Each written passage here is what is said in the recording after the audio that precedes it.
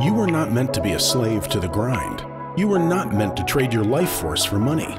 You can escape gravity. You can unlock your life. You got this. Let's go. Hey, and welcome to Unlock Your Life. We appreciate you being here. It means a whole lot to me. Thanks for tuning in. Thanks for investing in yourself. Today, we're going to be talking about a myth. The myth is, I can't help the way that I feel. Who here has heard that? I know I've heard that. You've probably heard that. And in a way, it's true, right? You can't totally help the way you feel. You got emotions that are bubbling up inside of you, and you're angry, you're sad, whatever. But what if those emotions are not serving you? What if they're not helping you? Can you help the way that you feel if you want to feel differently? Most negative feelings revolve around fear. And there's three kind of major tenets that I've identified, at least in my life. The fear of failure, the fear of success, and then the fear of others. And I want to kind of dig into each one of those with a little story. Fear of failure. About a year and a half ago, I joined this mastermind group. It's called the DM Family. Mark Evans is the leader, and there's 35 guys in there. They're all running high-level, seven-figure businesses, great guys, and I really enjoy being in the group. And something I noticed is they were all building social media platforms in some way, shape, or form. TikTok, Instagram, Facebook, whatever. They were all kind of building a following, building a voice where they could share their thoughts and ideas and be a giver, a content creator rather than just a consumer. So I thought, maybe I should be doing that. Mark really encouraged me to do that. And yet I didn't do it. I was nervous about it. I was scared about it. I thought I could create a Facebook group about multifamily. I know a lot about multifamily. That's kind of my specialty for the last 4 or 5 years. And for whatever reason, I just thought nobody is going to join. I had been active in other groups, posting in there, getting a lot of good feedback. But I just thought, man, nobody's going to join this, or this might be something that I start, and then after a few months or weeks, I just give up on it. I lose interest. I quit posting, and it falls by the wayside, and I, quote unquote, fail at it. And I really had to stop and think about that. Like, what is the worst thing that could happen if I start a Facebook group and nobody joins it? Well, nothing venture, nothing gained. It doesn't matter. I just shut it down, and that's the end of that. Like, nobody knew about it, right? Nobody joined it. Nobody knew about it. Not too big of a failure. So who cares? There was my first kind of thought laddering away from that negative thought. Secondly, I was thinking about, what if I quit? Well, if I quit, I'll probably have a good reason. If I quit, I won't want to be doing it anymore. If I quit, why would I want to continue on with something that isn't serving me or serving the people that I've created it for? So it's not going to be a bad thing if I have to shut it down. Like, it's part of life. Things grow up, things die away. It's okay. And then I started thinking about, what if it's great? What if it works? What if I'm able to monetize it in some way? And I thought about, man, there might be a lot of people on there that they have a deal and they need a partner. They need somebody to help them get this deal across the finish line. There might be people that they need money, right? They need me to invest in their deal. There might be people that need to learn multifamily, and they could learn it, and man, I could change their life. And this information could change their life. And that would build a new relationship. I might make new friends through this group. I might be able to create a mentoring program through this group. Oh, there might be people that they see what I'm doing and they want to invest in my deals. There was a whole lot of upside and very, very minimal downside. And the downside was mostly just in my head. So back in October of 2020, I started off the group. And now, we just had our 1-year anniversary, and it was crazy. I mean, we've got 22,000 people in this group now. We've got 350 people in a mentoring group that we have.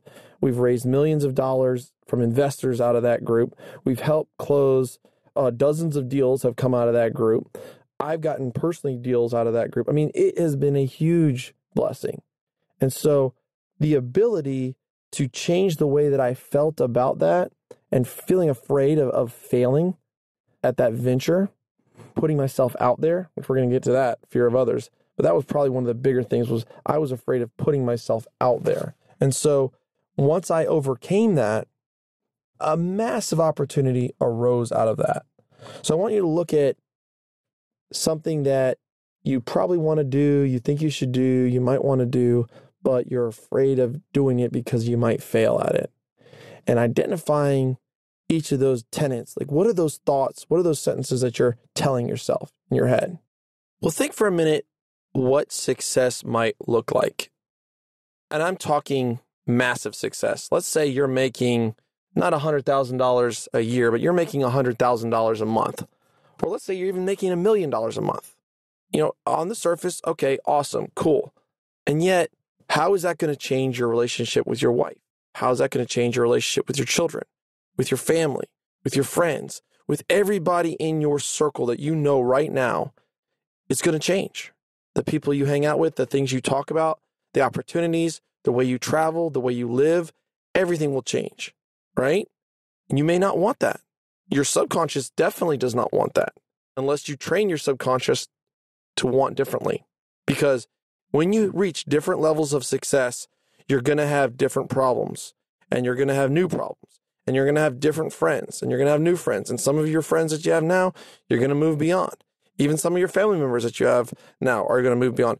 Shoot, your relationship with your spouse could even change drastically. I mean, it happens. This stuff is real. When people start getting massive amounts of success, there's a lot of moving parts and pieces with that. And you probably are subconsciously trained to think that some of those are going to be bad. Think about every TV show, every movie. The rich guy is always the bad guy. Everyone was good until they got money and money changed them. Or the evil corporations that are polluting the environment and causing death and destruction and big pharma and all this stuff, this narrative that we hear of money is bad, money is evil, money will change you. You're going to have to sacrifice your integrity to get money. You're going to have to sacrifice your relationships to get money. You're not going to be real anymore. Whatever it is, there's a ton of that you probably don't even know rolling in the background. And that's where this fear of success can bubble up. Okay, so moving on to fear of others. So we talked about fear of failure. We talked about fear of success. Fear of others. I think this is one of the hardest ones to get our minds wrapped around because we're so conditioned to play nice, to be a part of society, do what you're told, get along. And although those skills are definitely needed, definitely important, there comes a point where we are not living a life true to ourselves and we're living a life that others expect of us. And that is a huge regret. And I don't want to have that regret. So in my life, I wanted to get a supercar. About a couple years ago, I started looking at Lamborghinis and Ferraris and that kind of thing, that level of car, and wondering, how could I afford this? How could I buy something and not lose a whole lot of money? How much are the entry-level cars? And on and on and on. And you may not be into supercars, but I was. I thought, this is cool. That would be really, really fun to have one of these. But then I started thinking about the flip side, right? Well, you don't need that. You're really not that into cars. That's a lot of money. That's a waste. What are people going to think? What are people going to say? And so I tabled the idea. And I tabled the idea for a few years. I really just I was in a Facebook group learning about the cars, but I really wasn't pursuing the goal. And later on, it came back up, and it came back up in a discussion with some of my high-level business friends. And they broke it down. They're like, Jennings, how much would that car cost a month? I'm like, I don't know, like $1,500.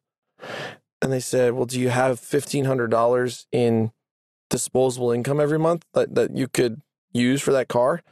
I'm like, oh, yeah, that's not that big of a deal to me where I am right now. So why don't you get it? And that was a really good question. It was like, it wasn't really about the money anymore. It was more about something else. And so I had to dig a little bit deeper. And I started to think about, well, man, what would my mom and dad say about this? If I roll up in this Ferrari, What are my mom and dad going to say? What are the people in my town going to think of me that have known me for years? Start thinking about my real estate investors. Man, they're going to maybe think that I'm embezzling their money to buy this supercar. They probably wouldn't like that too much. I don't know. I want to keep like a low profile with that. Man, my neighbors, like I don't live in a supercar neighborhood. What are they going to think about this? And so all these thoughts start rattling around in my head.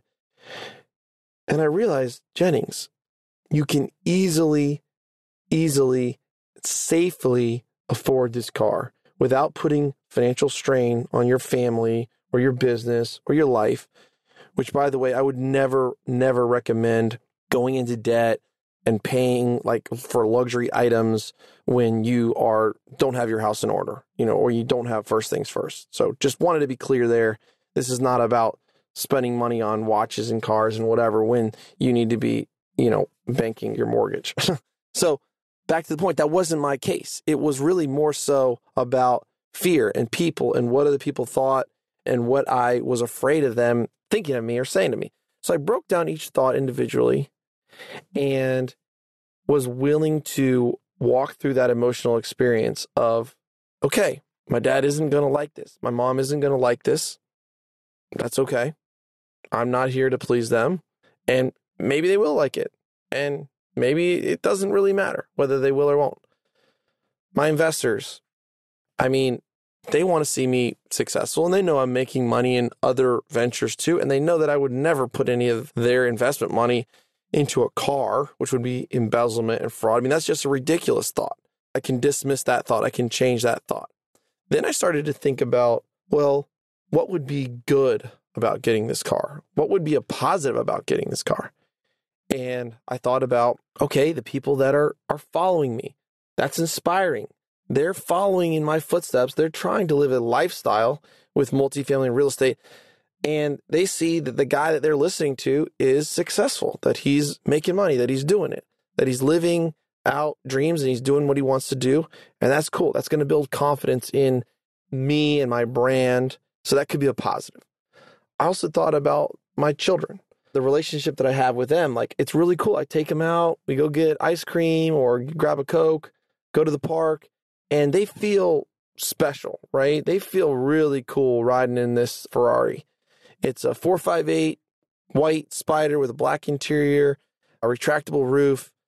It's awesome. It's loud. It's obnoxious. It's fast. It's really, really cool. And the kids love it. And I love it. And I think about my wife, taking her out on a date. She's having a great time. It's really, really cool. It's a neat experience. It just brings a whole nother level to what we're doing. And for me, finally me, I feel rich when I'm sitting in that thing. I feel, in a way, successful. It makes me feel successful. It makes me feel happy. It makes me feel like I've made it, in a way. As silly as that sounds, it just does.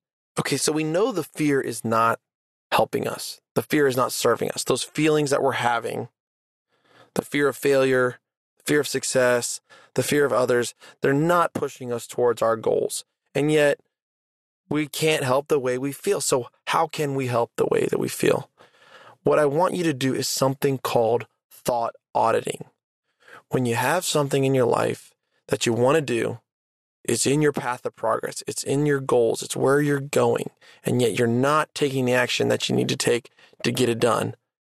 I want you to audit the thoughts that you're having. I want you to audit the emotions that you're having around that scenario right before it happens. Because every circumstance, whether good or bad, is not good or bad. It just is. Until you start devoting thought to it, until you start devoting emotion to it, that's what is making it good or bad.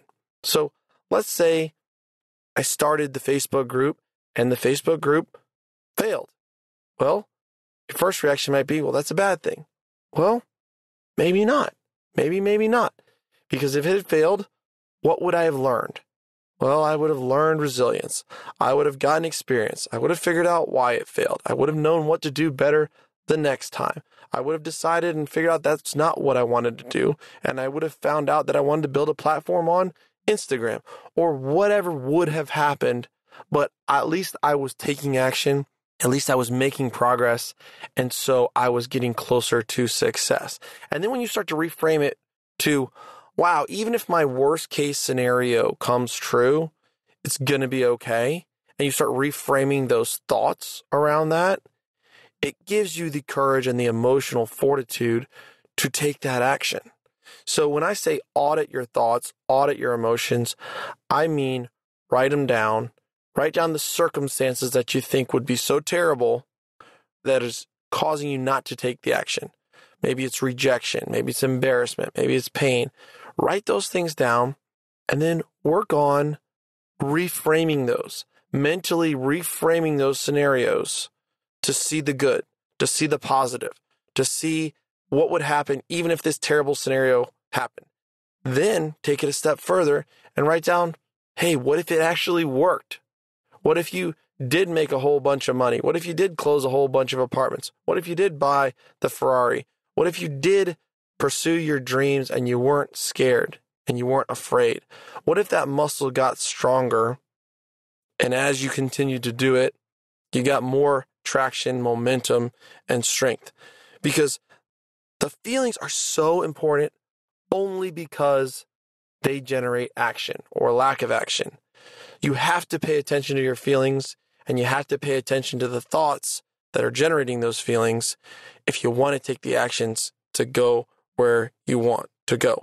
Everything that you want, everything that I want, everything that we all want is on the other side of fear. And the insidious thing is most of this fear is totally irrational. It makes no sense.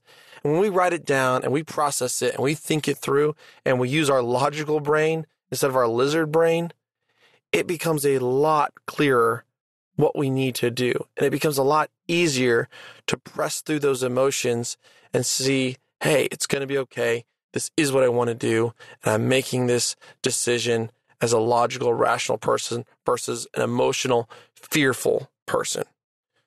Because when we can change our thoughts, which we can change, can't change our emotions in the moment, but we can change our thoughts. And when we learn how to change our thoughts, to audit our thoughts, to ladder our thoughts over to something that's serving us, we change everything.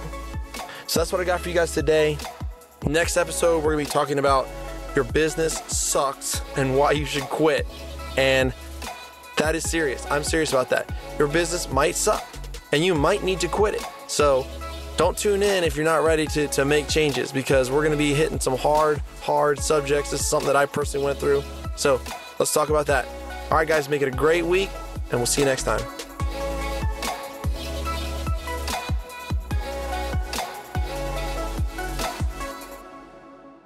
This is thepodcastfactory.com.